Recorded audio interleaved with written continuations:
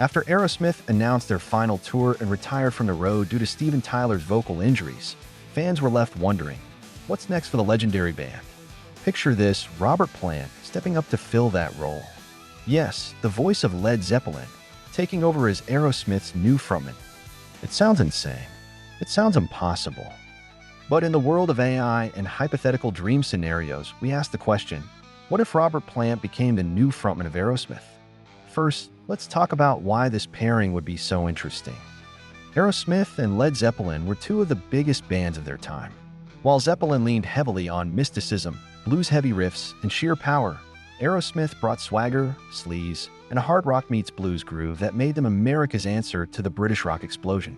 Ever since Led Zeppelin disbanded after John Bonham's tragic passing, Plant has consistently refused to do a full-fledged reunion. While Jimmy Page and John Paul Jones have expressed interest, Plant has always chosen to move forward with new music instead of looking back.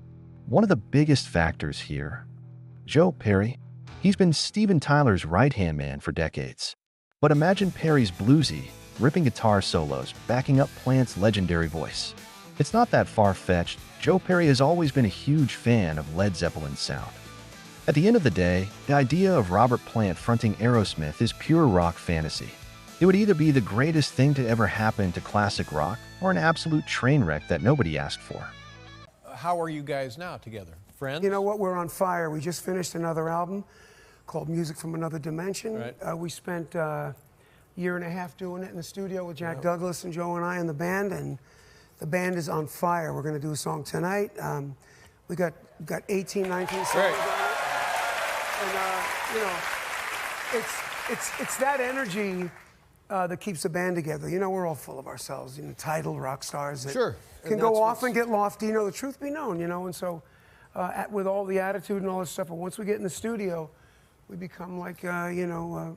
And on stage, it just, the dream of what we wanted to do when we first started, it all of a sudden comes back into focus and all the other stuff kind of fades away. From a physical standpoint, you look back on the time and the culture that you came to be and lived through with drugs and really abusing yourselves.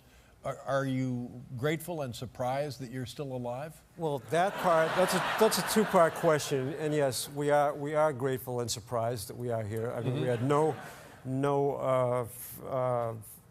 idea that we would be together this long, but you have to remember that our wild, crazy kid partying days only were about 7 years of our career, and then you take 7 from 40. So what do you get from that? Somebody? Yes.